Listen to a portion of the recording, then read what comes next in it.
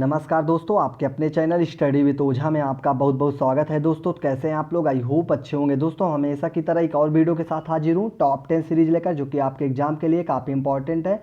और दोस्तों हमेशा की तरह हमारा टारगेट क्या है? यूपीएसआई और एसएससी जीडी हमारा टारगेट है। तो चलते हैं, देखते हैं कि आप लोगों की जीएस की तैयारी कैसे चल रही है और आप लोग टॉप 10 क्वेश्चनों में से कितने क्वेश्चन का आंसर कर पाते हैं। दोस्तों मैं वीडियो शुरू करने से पहले आपको यही बताना चाहता हूँ कि हमें डरना नहीं है, क्योंकि डर के आगे ही जीत है। ठीक है दोस्तों, चलते हैं, देखते हैं, शुरू करते हैं आज का पहला क्वेश्चन। आज का पहला क्वेश्चन है, जय जवान जय किसान जय विज्ञान का नारा किसने दिया था? तो 5 सेकंड का टाइम है आप लोगों के पास, जल्दी से इसका करेक्ट आंसर बताइए हमें। और ज़्यादा टाइम चाहिए दोस्तों आप लोगों को तो वीडियो को क्या करें, पॉज कर ले। ठीक है, तो इसका करेक्ट आंसर देख लेते हैं कि जय जवान और जय किसान और जय विज्ञान का नारा किसने दिया था। तो ऑप्शन नंबर बी बिल्कुल करेक्ट आंसर है, अटल बिहारी वाजपेयी ने दिया था। और बात कर लेते हैं जय जवान और जय किसान का नारा किसने दिया था। तो ये किसने दिया था? लाल बहादुर शास्त्री जी ने दिया था। ठीक है, और इसी के साथ आप लोग याद रखना कि जय जवान जय किसान और जय विज्ञान और जय अनुसंधान करके आ जाए तो ये नारा किसने दिया है? तो नरेंद्र मोदी जी ने दिया था। ठीक है, याद रखना, इंपॉर्टेंट है, पूछ भी सकता है एग्जाम में। अगला नंबर देख लेते हैं। अगला नंबर हमारा है, 49वीं समांतर रेखा किन दो देशों के बीच की सीमा रेखा है? तो 5 सेकंड का टाइम है, जल्दी से बताइए कि 49वीं जो समांतर रेखा है किन दो देशों के बीच की सीमा है। ठीक है, और दोस्तों इसका करेक्ट आंसर जाता है ऑप्शन नंबर ए, उत्तरी अमेरिका और कनाडा। बात कर लेते हैं दोस्तों अदर ऑप्शन की, जो है भारत और चीन के बीच कौन सी रेखा है दोस्तों? भारत और चीन के बीच तो मैकमोहन है, मैकमोहन। और बात कर लेते हैं उत्तरी कोरिया और दक्षिणी कोरिया के बीच की बात कर लेते हैं, तो ये 38वीं समांतर रेखा है। ठीक है, इंपॉर्टेंट है, ये याद रखना, 38वीं समांतर रेखा है। ठीक है, याद रखना। और इसी के साथ बात कर लेते हैं जर्मनी और पोलैंड के बीच है कौन सा है? तो हिडनबर्ग करके है। ठीक है, याद रखना, चारों ऑप्शन मैंने बता दिया है और इंपॉर्टेंट है, कोई भी पूछ सकता है इसमें। अगला नंबर देख लेते हैं। अगला नंबर है, किस चार्टर एक्ट में भारतीयों की योग्यता के आधार पर पहली बार कंपनी में नौकरी देने की बात कही गई थी? तो 5 सेकंड का टाइम है, जल्दी से इसका करेक्ट आंसर बताइए कि किस चार्टर एक्ट में भारतीयों को योग्यता के आधार पर पहली बार नौकरी में देने की बात कही थी दोस्तों, नौकरी देने की बात कही थी कंपनियों में। और दोस्तों इसका करेक्ट आंसर जाता है option number C, 1833 charter act में। और बात कर लेते हैं दोस्तों कि इसी में लॉर्ड विलियम बेंटिंग भारत के पहले गवर्नर जनरल बने थे इसी में। ठीक है, याद रखना, इंपॉर्टेंट है। अगला नंबर देख लेते हैं। अगला नंबर हमारा है, कोसी बाढ़ नियंत्रण और सिंचाई परियोजना में स्थित है। तो ये कहाँ पे स्थित है? जल्दी से इसका हमें करेक्ट आंसर बताइए कमेंट करके। और दोस्तों इसका करेक्ट आंसर जाता है, सबसे पहले बात करें दोस्तों कोसी नदी, जो कि कहाँ से निकलती है? नेपाल में हिमालय से निकलती है। इसमें आने वाली बाढ़ से बिहार में बहुत तबाही होती है, जिससे बिहार में इसको क्या किस नाम से जाना जाता है? बिहार के शोक के नाम से जाना जाता है। ठीक है, और ये कहाँ पे है? तो बिहार में है। ठीक है, इंपॉर्टेंट है, याद रखना। और कोसी नदी को बिहार में क्या कहते हैं? तो बिहार का शोक कहा जाता है। ठीक है, याद रखना, इंपॉर्टेंट है। अगला नंबर देखते हैं। अगला नंबर हमारा है, एनोफिलेज मच्छर कौन से वेक्टर वहन करते हैं? तो 5 सेकंड का टाइम है, जल्दी से इसका करेक्ट आंसर बताइए कि जो एनोफिलीड करके मच्छर होते हैं उनके मतलब कौन सी बीमारी होती काटने से। और दोस्तों इसका करेक्ट आंसर जाता है कौन सा है? इसका correct answer option number A जाता है। ठीक है, मलेरिया होता है। ठीक है, अब बात कर लेते हैं दोस्तों कि डेंगू किस मच्छर के उसमें से होता है दोस्तों। तो डेंगू का वेक्टर जो है एडीज करके है। ठीक है, क्या है? एडीज, एडीज मच्छर के काटने से वाहन इसका होता है। ठीक है, याद रखना, इंपॉर्टेंट है। और जो फाइलेरिया करके है ये किस मच्छर की वजह से दोस्तों? तो बैक्टर क्यूलेक्स करके है। ठीक है, क्यूलेक्स, क्यूलेक्स। ठीक है, इंपॉर्टेंट है, याद रखना। अगला नंबर देख लेते हैं। अगला नंबर हमारा है, गोवा में स्थित मशहूर चर्च का नाम क्या है जहां पे सेंट फ्रांसिस जेवियर का पार्थिव शरीर रखा गया है? तो 5 सेकंड का टाइम है, जल्दी से इसका करेक्ट आंसर बताइए कि गोवा में कौन सा स्थित जो मशहूर जो चर्च का नाम क्या है।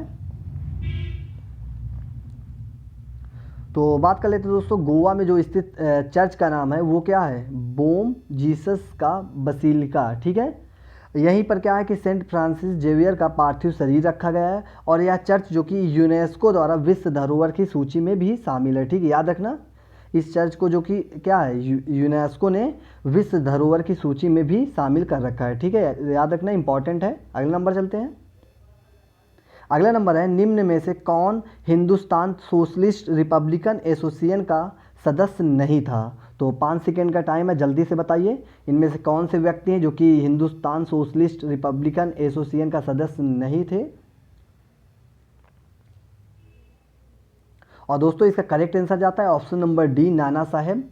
Nana Saheb Hindustan socialist Republican association के सदस्य नहीं थे। अब बात कर लेते दोस्तों कि इसकी स्थापना कब हुई थी हिंदुस्तान सोशलिस्ट रिपब्लिकन एसोसिएशन की। तो इसकी स्थापना 1928 में हुई थी। ठीक है, और किसने किया था दोस्तों, तो सरदार भगत सिंह ने, जो कि सरदार भगत सिंह ने नौजवान सभा के सभी सदस्यों की सहमति से की थी। ठीक है, और उल्लेखनीय है कि दोस्तों कि जो सुखदेव भगत सिंह के साथ मिलकर नौजवान भारत सभा का गठन किया था। ठीक है, इंपॉर्टेंट है, याद रखना ये। अगला नंबर देख लेते हैं।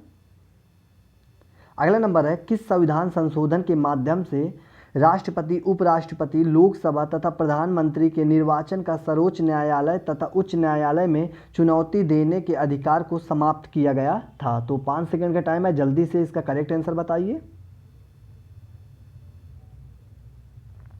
कि किस संविधान संशोधन द्वारा, मैं एक बार फिर से क्वेश्चन पढ़ लेता हूं, किस संविधान संशोधन के माध्यम से राष्ट्रपति, उपराष्ट्रपति, लोकसभा तथा प्रधानमंत्री के निर्वाचन को सर्वोच्च न्यायालय तथा उच्च न्यायालय में चुनौती देने के अधिकार को समाप्त किया गया था। तो इसका करेक्ट आंसर जाता है ऑप्शन नंबर डी, 39वें संविधान संशोधन अधिनियम 1975। इसके द्वारा राष्ट्रपति, उपराष्ट्रपति और प्रधानमंत्री, लोकसभा के अध्यक्ष के निर्वाचन को न्यायिक समीक्षा की परिधि से बाहर कर दिया गया था। ठीक है, इस संशोधन द्वारा तो अनुच्छेद 71 को संशोधित किया गया था। ठीक है, 39वें संविधान संशोधन में किस अनुच्छेद को संशोधित किया गया था, तो आर्टिकल 71 को संशोधित किया गया था। ठीक है, इंपॉर्टेंट है, याद रखना। अगला नंबर देख लेते हैं।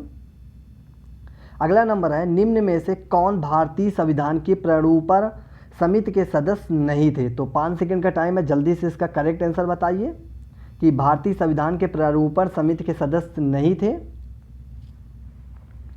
प्रारूपण समिति यानी कि ड्राफ्टिंग कमेटी के सदस्य नहीं थे। तो इसका करेक्ट आंसर जाता है option number D, Rajendra Prasad ji, जो कि इसके सदस्य नहीं थे।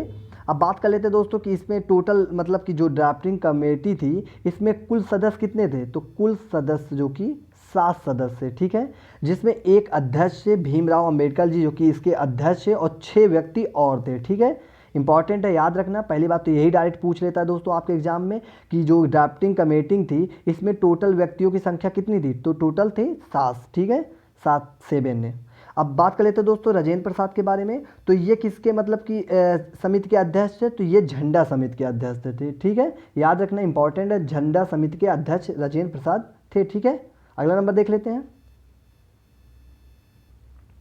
किस राज्य ने भारत का पहला जानवरों का एम्बुलेंस नेटवर्क शुरू किया गया। तो 5 सेकंड का टाइम है, जल्दी से इसका करेक्ट आंसर बताइए कि किस राज्य ने भारत का पहला जानवरों का एम्बुलेंस नेटवर्क शुरू किया गया है। काफ़ी अच्छा काम मतलब किया गया है ये। और दोस्तों इसका करेक्ट आंसर जाता है ऑप्शन नंबर सी, आंध्र प्रदेश सरकार द्वारा दोस्तों भारत का पहला मतलब कि पहला एम्बुलेंस नेटवर्क मतलब कि नेटवर्किंग चालू किया गया, स्थापित किया गया है जानवरों के लिए दोस्तों। और इस सुविधा के लिए जो नंबर क्या कौन सा नंबर मतलब कि नंबर से कॉल करने पर एम्बुलेंस आती है, तो 108 पर। ठीक है, याद रखना 108 पर। अब बात कर लेते हैं दोस्तों आंध्र प्रदेश की बात हुई तो यहाँ के जो मुख्यमंत्री कौन है, तो जगमोहन रेड्डी हैं, यहाँ के मुख्यमंत्री हैं, इन्हीं के द्वारा शुरू किया गया है, जगमोहन रेड्डी द्वारा। अब बात कर लेते हैं दोस्तों यहाँ के राज्यपाल कौन है, तो राज्यपाल कौन है, विश्वभूषण हरिचंदन थे। ठीक है, और आंध्र प्रदेश की राजधानी क्या है, तो अमरावती है। ठीक है, इंपॉर्टेंट है, याद रखना इंपॉर्टेंट है। अगला नंबर चलते हैं। सॉरी दोस्तों, इसी के साथ हमारा वीडियो समाप्त हो गया। और अगर आप लोगों को हमारा वीडियो अच्छा लगा हो तो लाइक, शेयर, कमेंट करना ना भूलें। और चैनल में अगर नए हैं तो चैनल को जल्दी से सब्सक्राइब कर लें, जिससे कि आप लोगों को नोटिफिकेशन मिलता रहे। और आप लोग फटाफट कमेंट करके ये बताइए आप लोगों को कि आप लोग कितने क्वेश्चन के आंसर कर पाए हैं। ठीक है, वीडियो देखने के लिए थैंक्स फॉर वॉचिंग। जय हिंद, जय भारत।